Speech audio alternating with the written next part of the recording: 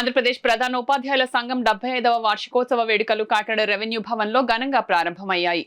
సంఘం రాష్ట్ర అధ్యక్షుడు చెవ్వూరి రవి అధ్యక్షతన జరిగిన ఈ కార్యక్రమంలో ముఖ్య అతిథిగా కాకినాడ రూరల్ ఎమ్మెల్యే పంతం నానాజీ పాల్గొనగా విశిష్ట అతిథిగా పేరాబత్తుల రాజశేఖరం పాల్గొన్నారు. జ్యోతి ప్రజ్వలనంతో ప్రారంభమైన ఈ వేడుకల్లో 75 వసంతాల లోగో ఆవిష్కరించారు. 1950లో Andhra secondary schools headmaster association గా ఆవిర్భవించిన ఈ సంఘం 1996లో ప్రభుత్వ గుర్తింపు పొందుతూ రాష్ట్ర వ్యాప్తంగా ప్రధానోపాధ్యాయుల ఆవశ్యకతల పరిష్కారంలో కీలకంగా వ్యవహరిస్తోందని వక్తలు పేర్కొన్నారు. ఈ సందర్భంగా 3 ప్రధాన తీర్మానాలు ఆమోదించారు. క్లస్టర్ ప్రధానోపాధ్యాయుల పోస్టును గ్రేడ్ 1గా అప్గ్రేడ్ చేయడం, +2 పాఠశాలల్లో పీజీటీ ప్రిన్సిపల్ పోస్టులకు పదోన్నతులు కల్పించడం, డైట్ మరియు సమగ్ర శిక్ష పోస్టులో సీనియర్ ప్రధానోపాధ్యాయులను నియమించడం కోరారు.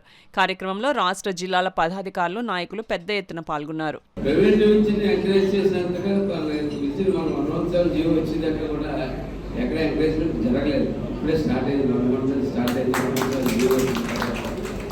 మీరు అందులో అతి కీలకమైన మలుపు అడుగుతూ ఉన్నారు.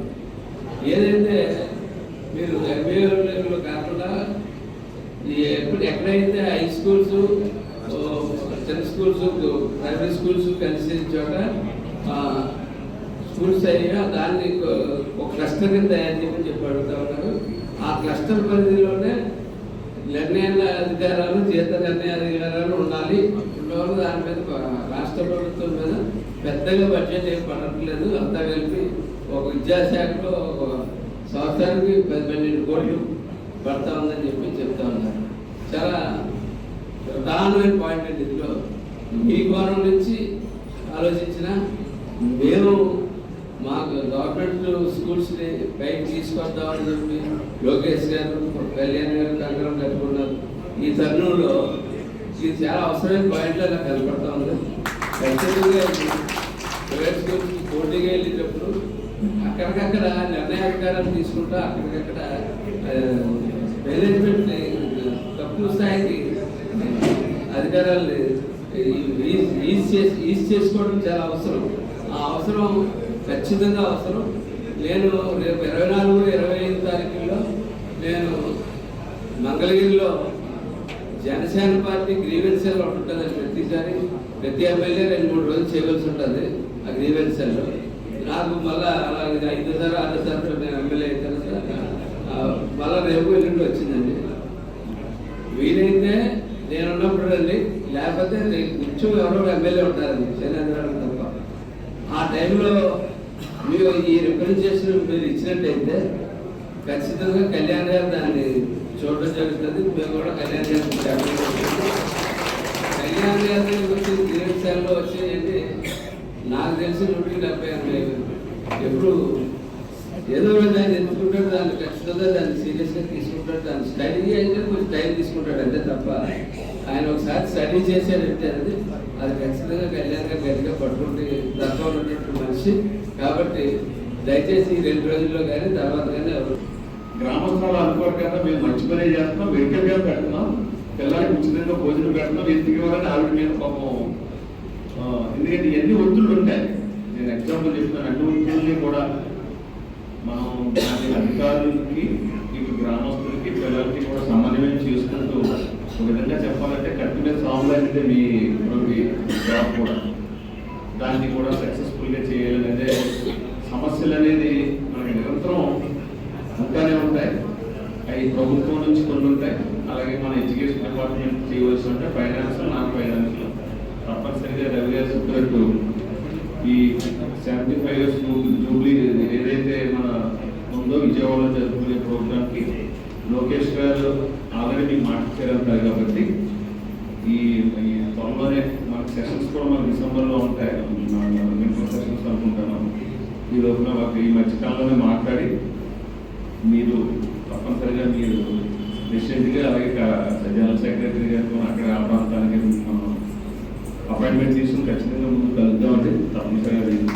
ఎందుకంటే మనకి విద్యాశాఖ మంత్రి లోకేష్ గారు ఉండటం కూడా మనకు అదృష్టంగా భావించాలి. సమస్యలు నేరుగా పరిష్కరించే నాయకుడు మనకు ఉన్నందుకు, అదేవిధంగా దీన్ని మనం ఆయనతో ఇంకా చాలా కార్యక్రమాలు చేయించుకోవాలి. ఆయనకి మంచి పేరు వచ్చేలా మనందరం కూడా చేయాలి.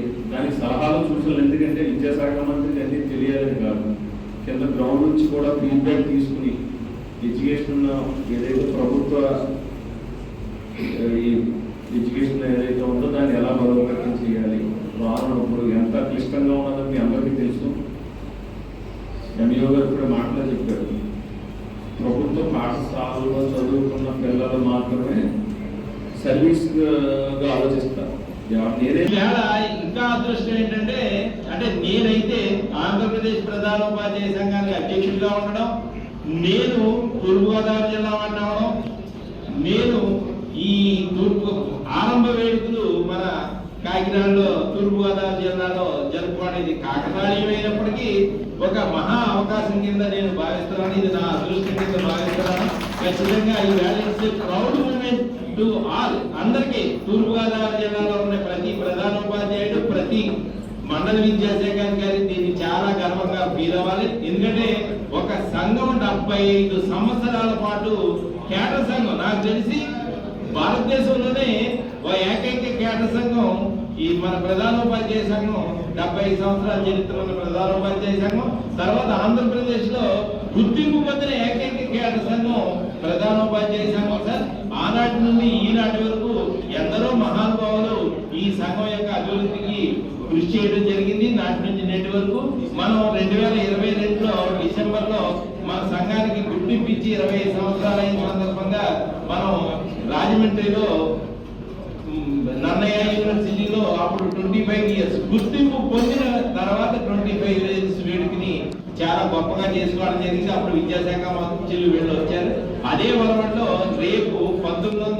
రేపు వచ్చే నెల డిసెంబర్లో మన గౌరవ విద్యాశాఖ మంత్రులు మన నారా లోకేష్ గారు మనకి డేట్ ఇస్తానన్నారు సార్. 15 రోజుల ముందు చెప్తానన్నారు. మంగళగిరిలో కానీ విజయవాడలో కానీ మనం ఈ మహాసభని జరుపుకోవడం జరుగుతుంది సార్. రాష్ట్ర వ్యాప్తంగా ప్రధానోపాధ్యాయుని, మండల విద్యాశాఖ అధికారులని, మన ముఖ్యమైన మన నాయకుల్ని అందరినీ పిలుచుకుని అంగరంగ వైభవంగా ఆ రోజు కార్యక్రమం